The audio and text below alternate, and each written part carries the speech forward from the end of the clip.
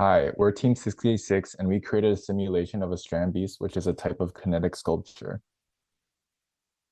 We created a reduced coordinate physics simulation, terrain generation, and sand and sky shaders to animate a strand beast walking through a desert environment.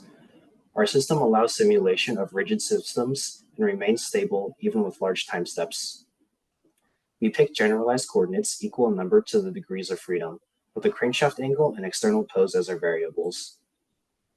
We define a function p of q, which produces the Cartesian position of each point mass from the generalized coordinates, and apply Lagrangian mechanics to produce the equations of motion.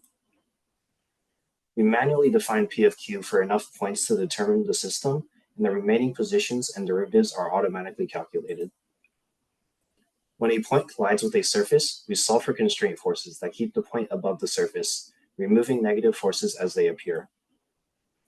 We calculate friction based on collision forces and the normalized velocities, allowing the strand beast to walk. We model the legs of the strand beast with cylinders, which we created by making a class similar to the sphere from Homer 4, but rendering it according to a center point, axis, height, and radius. To give our strand beast 3D depth, we render joints as spheres and connections as cylinders over the strand beast wireframe. To do this, we iterate over point masses and structural springs and generate their corresponding 3D geometry. To give our strand beast a terrain to walk in, we use a texture as a height map to generate vertices, with subsequent calculation of normals, tangents, UVs, and positions. Collision detection is optimized through a grid search, utilizing the mesh as a frame of reference for enhanced speed, which is a big issue.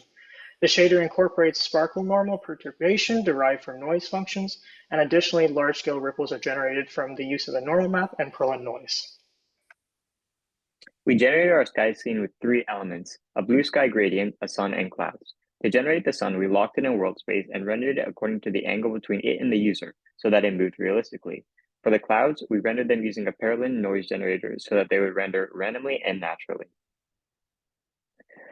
The reduced coordinates simulation is extremely stable, but it takes a great deal of work. We also explored how Lagrangian mechanics is connected to Newtonian mechanics and discovered the importance of a good noise function to procedural generation.